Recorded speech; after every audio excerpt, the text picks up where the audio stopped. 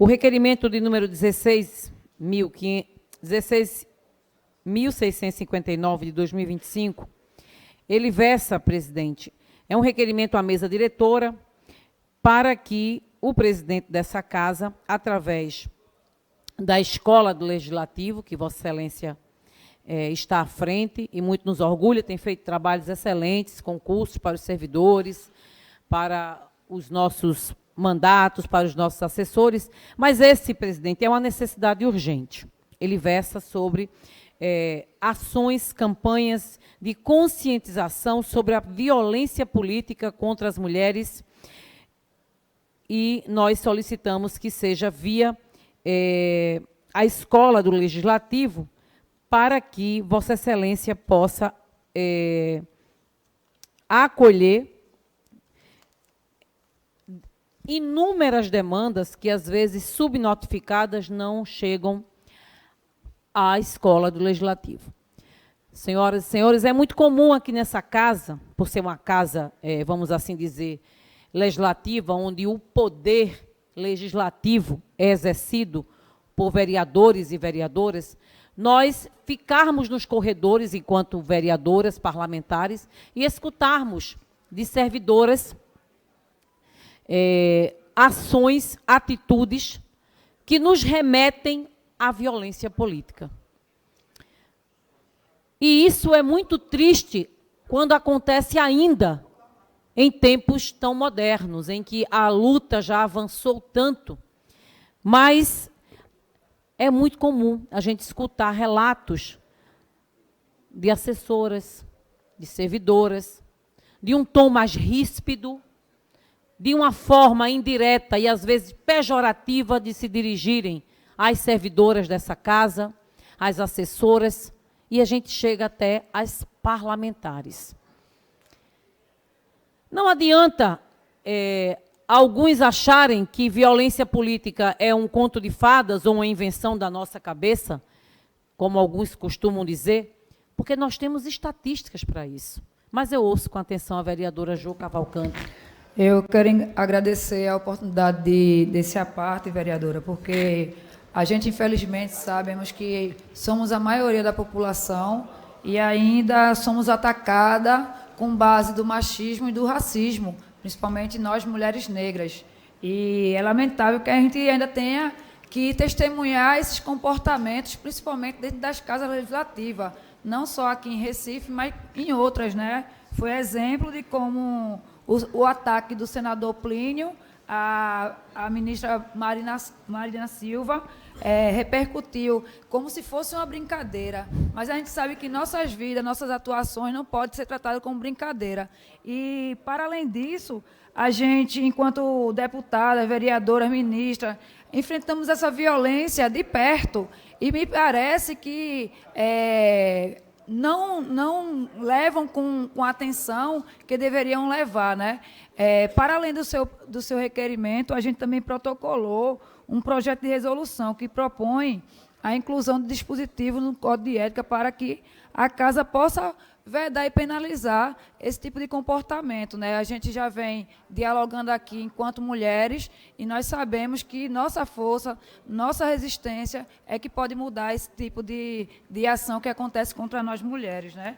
E a violência de gênero não pode ser feito da forma que é tratada nas casas parlamentares. Por isso, eu parabenizo a Vossa Excelência por esse requerimento e a gente também vai apresentar nossa resolução aqui, nosso projeto de resolução à casa.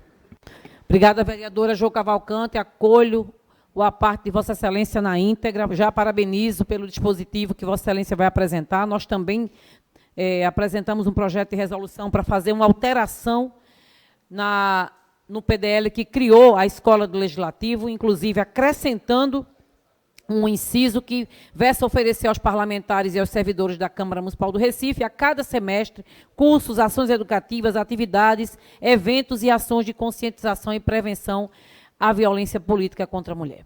E quando eu digo que essa temática ela é urgente, ela é necessária, é para que a gente possa construir juntos, homens e mulheres.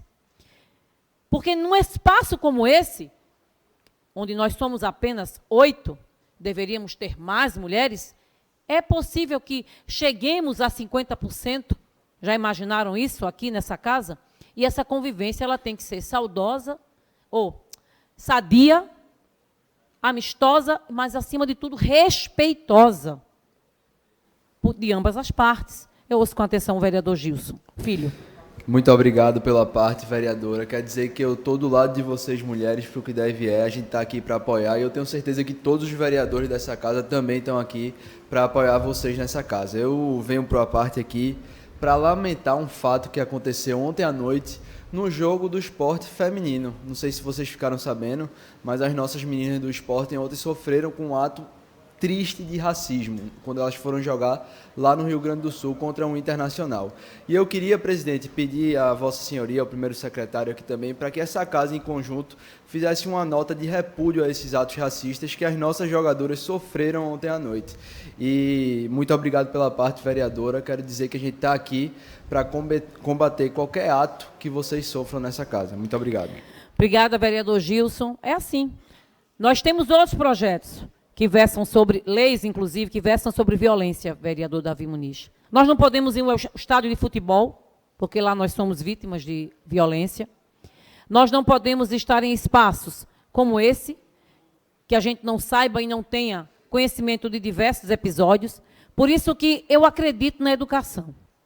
Sou professora e sempre vou acreditar que todas as iniciativas para que a gente possa trabalhar esse enfrentamento são necessários. O nosso requerimento é muito claro. Treinamentos, palestras voltadas para os parlamentares, servidores, com o objetivo de ampliar o conhecimento sobre o tema e fortalecer o compromisso dessa casa. É sobre uma vereadora estar aqui na tribuna falando. E o silêncio não existe. É sobre a gente estar à frente de algumas atividades, mas ainda existe resistência quando essa mulher está exercendo o seu papel. É sobre isso, vereador. É sobre ser o chefe, o imediato, o vereador, e ser cercado de mulheres assessoras, servidoras, e a gente ouvir ainda, nesses tempos, comentários inadequados, práticas que envergonham uma casa legislativa, mas ainda acontecem. Então, é sobre isso. Esse requerimento é a forma imediata que o nosso mandato encontrou de solicitar à Escola do Legislativo, na qual o vereador Zé Neto está à frente, para que possa traçar logo um curso, vereador, e palestras, trazer pessoas para discutir isso, discutir o enfrentamento à violência, e aí a gente possa, com certeza, construir essa convivência saudável, amistosa, respeitosa entre nós, nessa Casa Legislativa, mas também entre as nossas servidoras, as nossas assessoras. E é isso, é sobre isso. Isso sim é distribuição justa, vereador Osmar Ricardo. Isso sim é lutar para que a igualdade de gênero aconteça na prática. Que é bonitinho, na lei, lá garantir na chapa. E depois, a gente já sofre desde o começo. E quando chega nas casas legislativas, ainda tem o enfrentamento diário.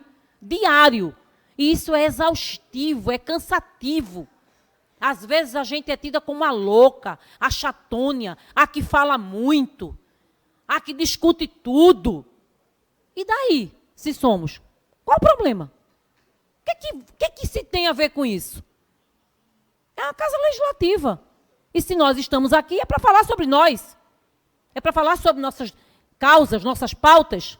Então, essa casa precisa partir para ações práticas. E eu conto, vereador Zé Neto, com Vossa Excelência, que está à frente da Escola do Legislativo, que é uma iniciativa do presidente Romerinho Jatobá, presidente mais jovem, que tem feito, inclusive, avançado muito nessas pautas. Foi na gestão do presidente dessa casa, Romerinho Jatobá, que foi criada a Procuradoria da Mulher. Nós estivemos à frente da Procuradoria. Hoje, a vereadora Natália de Menudo, recentemente, no ato do presidente, assumiu a Procuradoria, nós estamos lá, mas como adjunta. Vereadora Natália, nós precisamos atuar rapidamente nisso. Não adianta apenas termos os órgãos, os organismos e as ações não acontecerem. Elas precisam acontecer. Urgente. Não é possível mais ouvirmos relatos como a gente ouviu, e eu ouvi muito, de mulheres que estão à frente de atividades aqui nessa casa, vítimas de violência política. Obrigada, vereador. Obrigado, vereadora. Irei para os próximos. Os próximos requerimentos, eu pedi para ser em bloco, vereador Zé Neto, porque versam sobre as mesmas temáticas. São eles: o requerimento 1784, aliás, o 1782, que traz aqui uma solicitação à Secretaria de Educação para promover reformas estruturais na Escola Municipal Engenho do Meio, que fica lá no bairro do Engenho do Meio. O requerimento 1784, de 2025, que versa sobre reformas estruturais na creche municipal Roda de Fogo, que fica no bairro dos Torrões. O outro requerimento é o 1824, que versa sobre reformas estruturais na Escola Municipal Engenheiro Edinaldo Miranda de Oliveira. E o último, 1825, versa sobre reformas estruturais nas escolas, na Escola Municipal Novo Horizonte, no bairro de Água Fria. Esses requerimentos é fruto do trabalho do nosso mandato, dos assessores, vereador Rodrigo Coutinho, que vão às unidades de ensino. Vão com muita técnica, vão com muita capacidade de diálogo. Porque quando a gente entra na escola, e eu quero falar sobre isso, para fazer uma visita de inspeção, para tratar das demandas, das necessidades de um órgão público, e aqui eu falo de uma escola, a gente precisa ter em mente, primeiramente, o que eu quero fazer na escola. Na condição de vereadora, de assessor, eu preciso saber que a minha entrada naquele ambiente, que tem uma rotina pedagógica, que tem uns horários, que tem toda uma comunidade envolvida, família, mães, pais, crianças, servidores, estão ali no moído, abre aspas, na dinâmica deles. Então, a gente chega nas escolas com muito cuidado, com muito respeito pelos profissionais que estão ali, com a gestora, com os professores, com os ADEs, com as ADIs, a gente senta e, em grande maioria das vezes, a gente é muito bem acolhido. Sabe por quê? Porque a gente chega com esse sentimento de contribuir, de ouvir, de trazer as demandas para essa casa. Esse é o rito. Estão aqui relatórios, resultados, requerimentos são relatórios, resultados dos relatórios dos nossos assessores, das nossas visitas. Fomos verificar em loco, conversamos com a gestora, pedimos para verificar os documentos oficiais já encaminhados por ela, pedindo, solicitando. Está aqui o vereador Carlos Muniz, que já foi da Engenharia da Educação, sabe que existe todo um rito. Perguntamos sobre a questão de recursos, como é que está, se tem vindo, se dá para fazer alguma coisa, para daí a gente sair com esses requerimentos. Agora, o fato é que, embora exista na Secretaria da Educação um universo de mais de 400 escolas, e algumas, em grande parte, já requalificadas e entregues à comunidade, ainda tem muita escola, vereador Carlos Muniz, precisando de reforma estrutural. Se o meu projeto de lei, que foi colocado aqui na legislatura anterior, não tivesse sido dado veto total, que versava sobre a manutenção preventiva das unidades escolares, a gente não chegaria aqui com tantos requerimentos precisando de requalificação e de reparos. O problema é que a gente só chega quando a coisa já está o caos. Esse é o problema. A gente precisa trabalhar com manutenção preventiva, com equipe de engenharia dentro das unidades de ensino, vendo quais são os pontos que precisam logo de uma manutenção e não ficar apagando incêndio, porque é isso que acontece na maioria das vezes. Esse é o problema. Mas o nosso projeto teve veto total. E a gente queria apenas criar duas comissões, que seriam de engenheiros, arquitetos, como a gente faz lá na comissão no Conselho de Educação, onde as comissões de verificação vão na escola verificar para poder dar o parecer. E essas comissões iriam estar nas escolas, por RPA. E aí saíam fazendo relatório, verificando, indo, resolvendo as coisas quando estivessem no começo. E aí a gente não chegaria com tantos requerimentos, que eu não tenho preocupação, não. a vereadora Liane tem que fazer, o vereador Carlos Muniz também, é o meu papel. A execução é da Prefeitura, da Secretaria da Educação. Eu ouço com atenção o vereador Carlos Muniz. Obrigado pela parte, vereadora. Eu colocaria apenas que quando se faz ou uma reforma, um reparo, uma requalificação, não é uma simples obra de engenharia. É também uma obra social. Uma gestora, ela dialoga com vários segmentos, e principalmente com a comunidade. Nós temos hoje, como ela disse, acho que perto de 400 unidades de educação. E muitas delas têm mais de 50 anos, 40, 30. E as normas brasileiras de engenharia para fazer alguma adaptação, seja para algum tipo de deficiência ou para equalizar alguma obrigatoriedade da lei, tem que ter efetivamente uma condição daquele imóvel se permitir. Uma vez eu tive uma audiência no Ministério Público e, como secretário executivo de infraestrutura que eu era à época, o Ministério Público queria um cronograma para requalificar escolas exatamente para atender deficientes. Eu apresentei. Aí o Ministério Público disse: Muniz, aqui tem essas escolas que você não se pronunciou. Disse: claro, porque eu tenho que avaliar a condição que a norma técnica exige, se tem a condição de executar. Aí eu fui no banheiro e voltei e perguntei à promotora: aqui não tem acessibilidade. Ela olhou com espanto para mim e disse: realmente, aqui também é um prédio antigo, para você ver que é uma coisa que temos que enfrentar, temos que dar as mãos e repetir.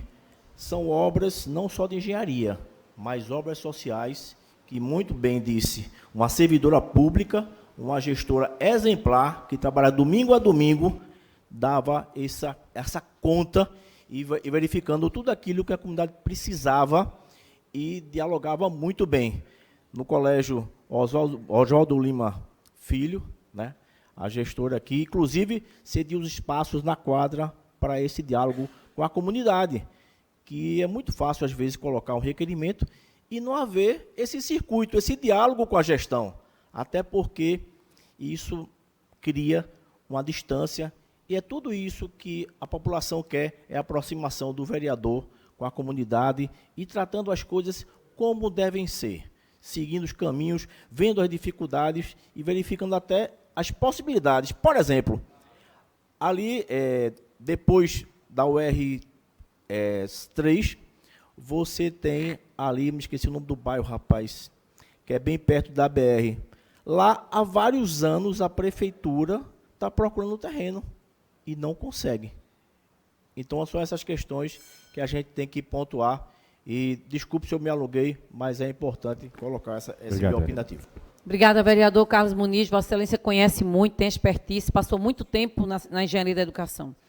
Mas o fato é que a gente precisa ter um plano de requalificação de manutenção preventiva. Porque, repito, quando chega aqui no requerimento, pelo menos da nossa equipe nossa, a gente não faz aqui um requerimento, por exemplo, para fazer o reboco de uma parede, que a gestora consegue resolver esse pequeno incêndio. Mas quando se trata de uma requalificação, isso precisa acontecer via prefeitura, via Secretaria da Educação. Então, é preciso ter planejamento. A gente sabe que as escolas só param em julho para um pequeno recesso, em dezembro. Colocar a obra também no período do ano letivo é muito complicado, para quem trabalha e para quem estuda. Porque você tem que lidar com uma série de dificuldades que acabam, ao invés de ter um resultado satisfatório, você tem uma via crucis até terminar. Então, esses requerimentos aqui, eu encaminharei, após aprovado com Vossas Excelências aqui, também para o Ministério Público, para acompanhar, porque a gente vai continuar acreditando que tem que ter manutenção preventiva e a requalificação, como essas escolas precisam, porém, a preventiva para que a gente não tenha tantas escolas ao mesmo tempo sendo requalificadas. Eu não consigo lhe ouvir mais, porque o tempo não permite, vereador. É só reforçando o bairro é Milagres. Pode não, vereador. Entendi. É a Escola do Milagres, é verdade, eu sei onde fica. Então, esses requerimentos, eu peço às vossas excelências que deem um voto sim, porque as comunidades precisam muito dessas requalificações. Muito obrigada.